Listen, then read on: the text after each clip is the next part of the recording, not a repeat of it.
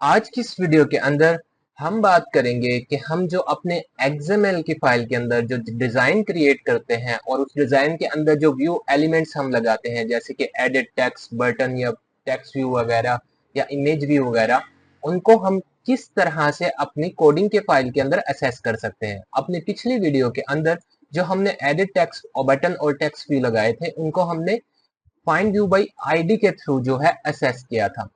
जिस तरह से आप देख सकते हैं कि यहाँ पर हमने वेरिएबल्स बनाए थे और उनके अंदर फाइंड व्यू बाई आईडी का मेथड यूज करते हुए उस एलिमेंट की आईडी को यूज किया था। जैसे कि जो फर्स्ट एडिट टेक्स्ट था उसकी आईडी थी यूजर नेम। यहाँ पर हमने XML की फाइल के अंदर उसको आईडी दी थी यूजर नेम की, और यहाँ पर हमने फाइंड व्यू बाई आईडी के अंदर से उस यूजर नेम की आईडी को पास करवाया था। इसी तरह से हमारा जो दूसरा एडिट टेक्स्ट था उसकी आईडी पास थी और हमने उसी आईडी को यहाँ पर यूज करते हुए उस एडिट टेक्स्ट को असेस किया था। इसी तरह से हमने बटन और टेक्स्ट व्यू की भी आईडी को यूज करते हुए उन व्यू एलिमेंट्स को अपनी कोडिंग की फाइल के अंदर असेस किया था। फाइंड व्यू बाई आईडी का जो मेथड है वो एक ओल्ड मेथड है। आज हम जिस मेथड की बात करेंगे वो है व्यू बाइंडिंग। व्यू बाइंडिंग के थ्रू आप ज्यादा फास्ट और एफिशिएंट तरीके से अपने व्यू एलिमेंट्स को असेस कर सकते हैं। व्यू बाइंडिंग को यूज करने से पहले आपको जाना होगा अपनी build.gradle.kts फाइल के अंदर, और यहाँ पर आपका जो एंड्रॉयड का कोड है, एंड्रॉयड का कोड ब्लॉक, इस ब्लॉक के अंदर नीचे आपको एक छोटा सा कोड लिखना पड़ेगा जो है बिल्ड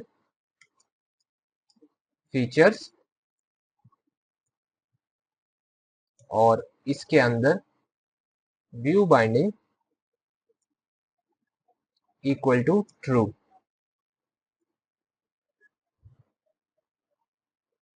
आपको यहाँ पर व्यू बाइंडिंग को ट्रू करना पड़ेगा और यहाँ पर सिंक नाउ के ऑप्शन के ऊपर आपको क्लिक करना होगा। अगर आप सिंक नाउ नहीं करते तो आप व्यू बाइंडिंग को अपनी कोडिंग की फाइल के अंदर यूज नहीं कर सकते।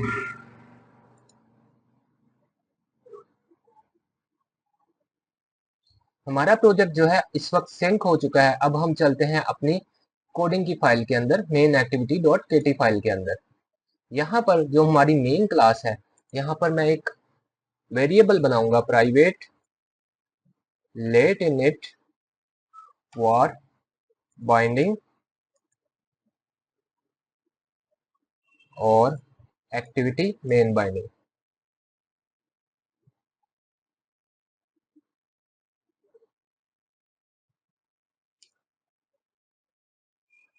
और फिर ऑन क्रिएट के मेथड के अंदर मैं कोड लिखूंगा binding equal to activity main binding dot inflate, और इसके अंदर से मैं पास करवा दूंगा लेआउट इन्फ्लेटर को। फिर उसके बाद मैं एक वेरिएबल बनाऊंगा वॉल व्यू, और इस वेरिएबल के अंदर बाइंडिंग डॉट रूट। अब जो हमारा ये फंक्शन है सेट कंटेंट व्यू का, इसके अंदर जो ये कोड लिखा हुआ है इसको मैं रिमूव कर दूंगा और यहां से मैं पास करवाऊंगा व्यू के वेरिएबल को। अब हमारा व्यू बाइंडिंग का कोड रेडी है, हम इसको यूज कर सकते हैं। फाइंड व्यू बाई आईडी के मेथड के थ्रू हमें बार बार वेरिएबल्स को बनाना पड़ता था। अब हमें इन वेरिएबल्स की जरूरत नहीं है, हम डायरेक्ट ही आईडी को यूज करते हुए अपने एलिमेंट को असेस कर सकते हैं। यहाँ से भी मैं बटन को खत्म कर दूंगा और यहाँ पर मैं जस्ट लिखूंगा बाइंडिंग डॉट btn।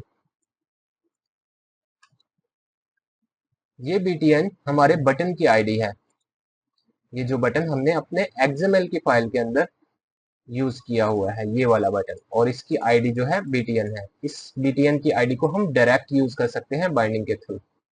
और इसी तरह से मैं यहाँ से et नेम को भी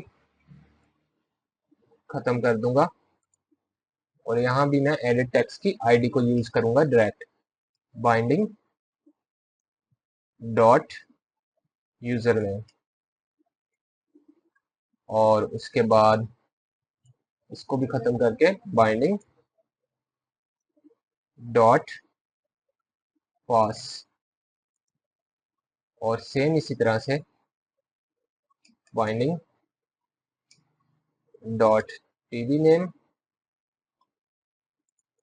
और बाइंडिंग डॉट टीबी पास। अब हमारा कोड रेडी है और आप देख सकते हैं कि फाइंड व्यू बाय आईडी के अंदर हमें बहुत सारे वेरिएबल्स बनाना पड़ते थे, लेकिन व्यू बाइंडिंग के अंदर हमने बहुत ही छोटा सा कोड लिखा है और अपनी जो एक्सएमएल के फाइल के अंदर जो हमारा डिजाइन है उनको उनकी आईडीज को यूज करते हुए डायरेक्ट हमने उनको असेस कर लिया है। अब मैं अपनी ऐप को अपने एमुलेटर के अंदर रन करके टेस्ट करता हूँ। सबसे पहले मैं अपना एमुलेटर ऑन कर लेता हूँ।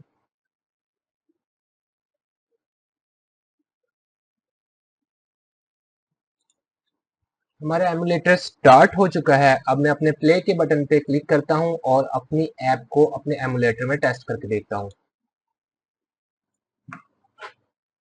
अब मैं यहाँ पर कोई नेम इंटर करता हूं जैसे हनी और पासवर्ड इंटर करता हूं 12345678 और सबमिट पे क्लिक करता हूं। तो आप देख सकते हैं ये हमें नीचे रिजल्ट को शो करवा रहा है। ये सेम वही रिजल्ट है जो हमने अपनी पिछली वीडियो के अंदर फाइंड व्यू बाय आईडी के थ्रू किया था। होप सो कि आज की इस वीडियो के अंदर आपने ये अंडरस्टैंड किया होगा कि फाइंड व्यू बाय आईडी और व्यू बाइंडिंग के अंदर क्या डिफरेंस है। Thanks for watching this video.